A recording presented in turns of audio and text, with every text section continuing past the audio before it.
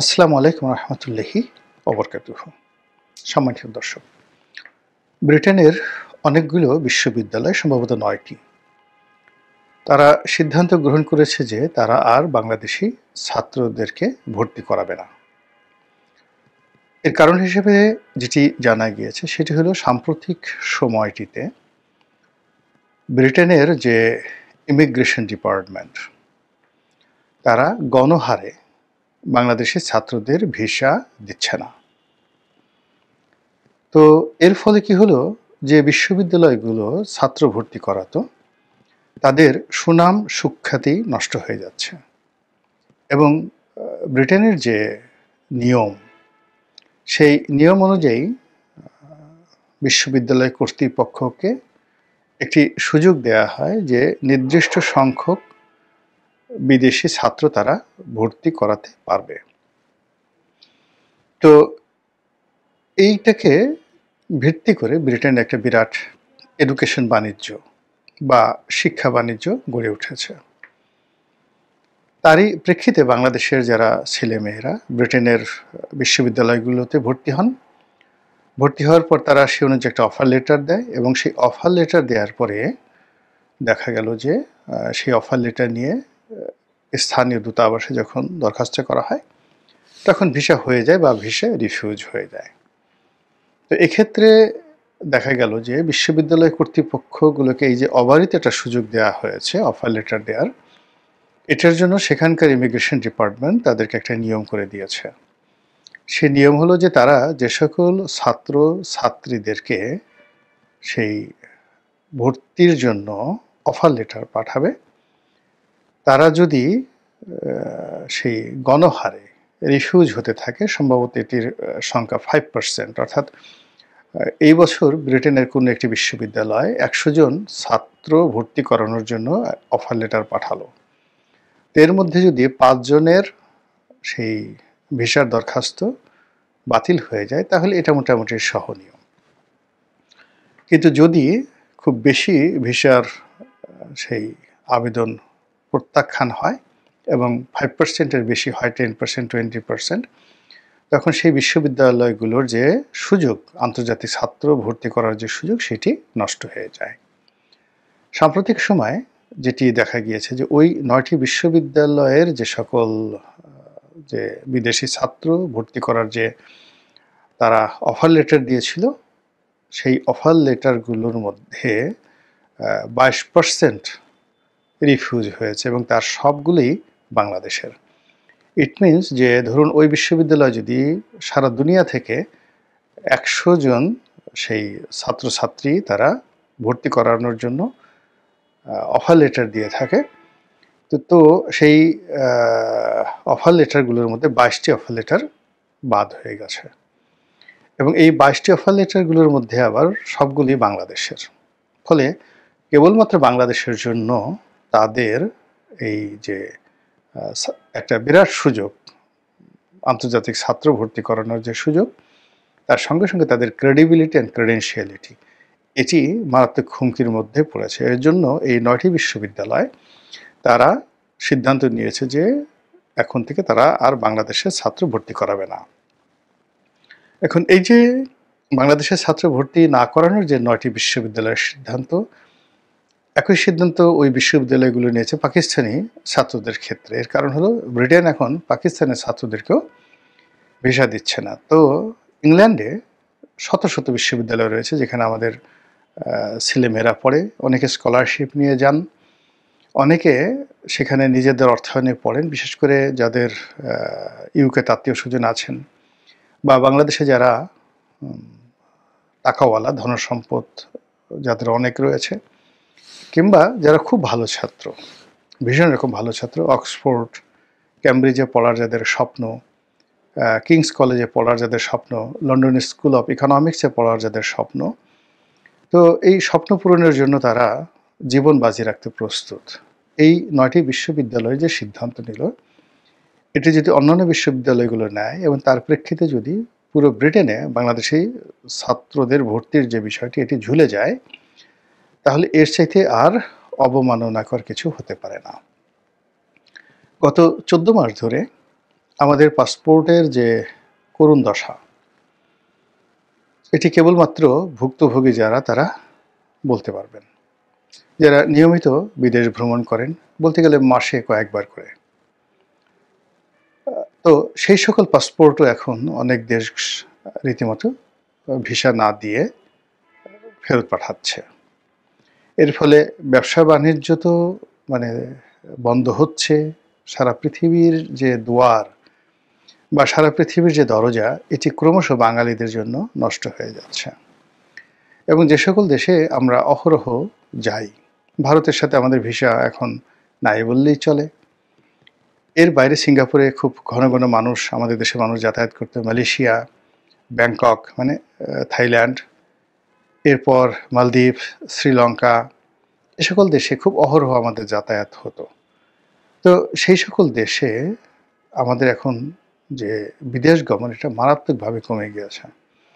কয়েকটি দেশ আমাদেরকে অন অ্যারাইভাল ভিসা দিত, যারা বাংলাদেশ থেকে যেত, ভিসা দরকার হতো না, এয়ারপোর্টে গিয়ে একটা নির্দিষ্ট পরিমাণ ফি দিলে তারা অন অ্যারাইভাল ভিসা পেতেন। যেমন মালদ্বীপ, শ্রীলঙ্কা, নেপাল, ইন্দোনেশিয়ার বালি যে ডেনপাসার এয়ারপোর্ট রয়েছে সেখানে, জাকার্তা নয়, বালি। তো এরকম আরও অনেকগুলো দেশ আছে যেখানে অন অ্যারাইভাল ভিসা দেওয়া হতো। এখন বলতে গেলে সব অন অ্যারাইভাল ভিসা বন্ধ করে দেওয়া হয়েছে। বাংলাদেশি পাসপোর্টের যে একটা আন্তর্জাতিক র্যাঙ্কিং রয়েছে, সেই র্যাঙ্কিংয়েও এই গত 14 মাসে বাংলাদেশের পাসপোর্টের এত অবনতি হয়েছে, এখন আমি ঠিক একজ্যাক্টলি, আমার কাছে যেহেতু তথ্য নেই, আমি বলতে পারবো না যে রুয়ান্ডা, ইরিত্রিয়া, আফগানিস্তান এবং পাকিস্তান, এই রাষ্ট্রগুলোর যে পাসপোর্ট, সেই পাসপোর্টের মান আমাদের চেয়ে উপরে, কাছাকাছি না নিচে। আমরা এখন ঠিক সেই পর্যায়ে চলে গেছি। কেউ কেউ বলার চেষ্টা করেছেন যে গ্লোবাল র্যাঙ্কিং এখন সম্ভবত 146 নম্বরে আমরা আছি। একজ্যাক্টলি তথ্যটা আপনারা দেখে নেবেন। তো যেটা বলছিলাম যে হঠাৎ করে আমাদের এই নতুন সরকার ক্ষমতা আসার পর আমাদের এই দুরবস্থা হলো কেন? আমাদের তো এরকম হওয়ার কথা নয়। আমাদের তো ইউরোপে অবারিত দ্বার হওয়ার কথা। আমেরিকার মানে নো ভিসা রিকোয়ার্ড, বাঙালিদের জন্য আমেরিকার দরজা খুলে যাওয়ার কথা, যেখানে ডক্টর মোহাম্মদ ইউনূস রয়েছেন। কাতার, তারপরে ফ্রান্স, ইউরোপীয় ইউনিয়ন, ডেনমার্ক, সুইডেন, মানে নরওয়েজিয়ান যে কোম্পানিগুলো রয়েছে, মানে কান্ট্রিগুলো রয়েছেন, স্ক্যান্ডিনেভিয়ান যে কান্ট্রিগুলো রয়েছেন, সেখানে তো ডক্টর মোহাম্মদ ইউনূসের সেই তার যে কোম্পানি, গ্রামীণ ফোনের যে যারা ওখানকার এজেন্ট বা প্রিন্সিপাল, তো তাদের যে দাপট ওই সকল অঞ্চলে, সেই দাপটের ফলে মানে টেলিনর কোম্পানি স্ক্যান্ডিনেভিয়ান দেশগুলোতে অত্যন্ত শক্তিশালী, ডেনমার্ক, নরওয়ে, সুইডেন, লুক্সেমবার্গ, এই দেশগুলোতে। তো সেখানে আমাদের তো ভিসাই দরকার পড়বে না। সবাই বলবে যে বাঙালি যারা লোকজন আছে নিয়ে আসো সেখানে। এবং একটা সময় আমি সুইডেন অনেক দিন ছিলাম, তো সেখানে দেখেছি যে ওরা ওদের রাষ্ট্রের একটা মানে যাকে বলা হয়, ওরা মনে করে যেটা তাদের একটা রাষ্ট্রীয় সিদ্ধান্ত এবং পৃথিবীর উপর তাদের একটা দায়িত্ব। তারা একটা নতুন জিনিস বের করেছে যে আমাদের এই পৃথিবীতে, প্ল্যানেটে যে শিশু জন্ম নেয়, সেই শিশু জন্ম নেয়ার জন্য সারা পৃথিবীর লোকজন দৌড়ে ডাক্তারের কাছে চলে যায়।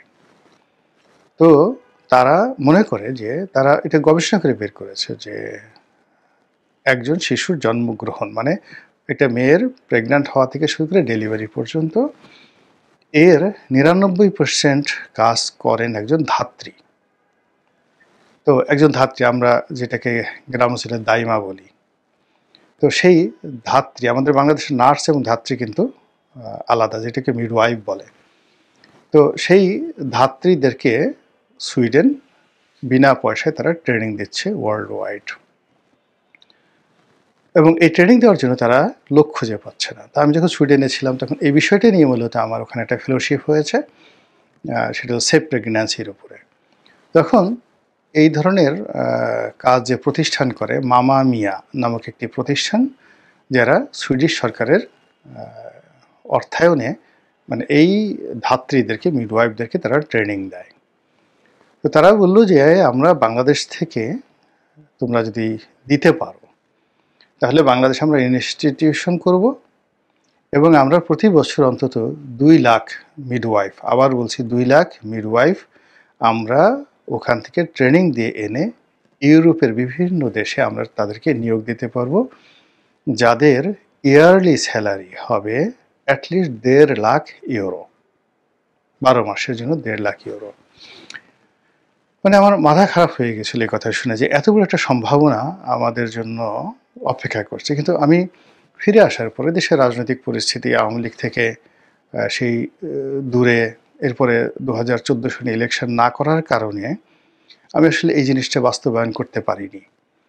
তো যদি আমি আসলে রাজনীতিতে থাকতাম আমি এই জিনিসটি করতে পারতাম সুইডিশ গভর্নমেন্টের সাথে ওই কোঅপারেশন করে। এখানে সুইডিশ যে বাংলাদেশে রাষ্ট্রদূত রয়েছেন বা এখানে যে দূতাবাস রয়েছেন তারা এই ব্যাপারে একেবারে উদার, এত উদার যেটা বলার মতো নয়। তো সেই কাজটি ডক্টর মোহাম্মদ ইউনূস, যেহেতু সুইডেনের সাথে ঐতিহ্যগতভাবে তার একটা ভালো সম্পর্ক হবে, এ কারণ হলো টেলিনরকে তারা তাদের জাতীয় প্রতিষ্ঠান হিসেবে মনে করে সুইডেন, যদিও এটা নরওয়ের প্রতিষ্ঠানও না, এটা টেলিনর মূলত সম্ভবত ডেনমার্কের একটি প্রতিষ্ঠান। তো এনিওয়ে, এখন সেই জায়গাতে ডক্টর মোহাম্মদ ইউনূস সুইডেনে এত সুযোগ রয়েছে, নরওয়েতে এত সুযোগ সুবিধা রয়েছে, তারপরে ডেনমার্কে তো অবারিত, ডেনমার্কে যে কত সুযোগ রয়েছে এটা বলার মতো নয়। ইউরোপের যে বড় বড় কোম্পানিগুলো এসব কিন্তু ডেনমার্কের।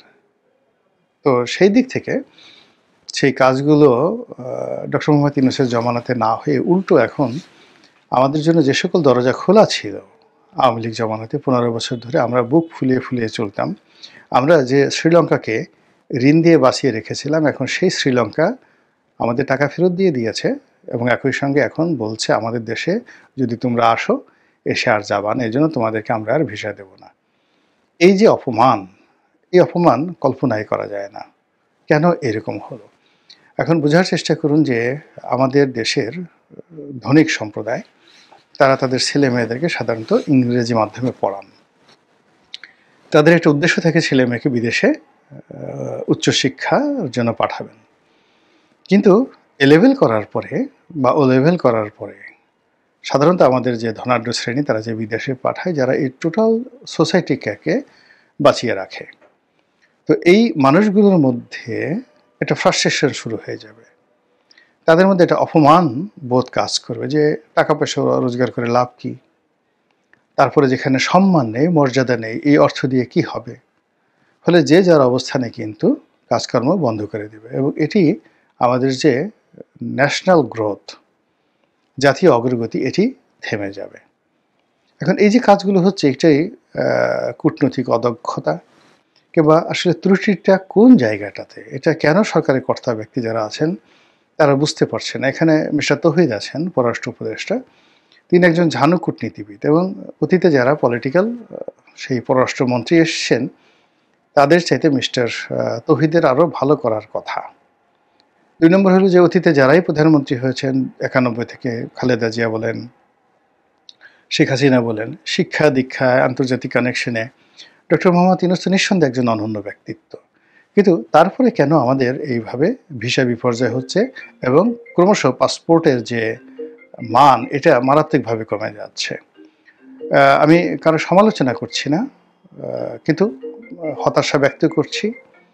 আমি খুব আশাবাদী যে আমাদের যে সরকার, সেই সরকার বিষয়টি খুব, যাকে বলা হয়, সিরিয়াসলি দেখবেন এবং এটি যে 9টা বিশ্ববিদ্যালয়, ব্রিটেন যে 9টি বিশ্ববিদ্যালয়, এই বিশ্ববিদ্যালয়ের মধ্যে যেন সীমাবদ্ধ থাকে এবং এই বিশ্ববিদ্যালয়গুলোর সঙ্গে কথা বলে ব্রিটেনের যে ইমিগ্রেশন ডিপার্টমেন্টের সাথে কথা বলে সমস্যাগুলো সমাধান করার জন্য সরকার কার্যকর ব্যবস্থা নেবে। আদারওয়াইজ যখন দেবালয়ে আগুন লাগবে তখন কিন্তু জনপদ আর মানে স্বাভাবিক থাকবে না।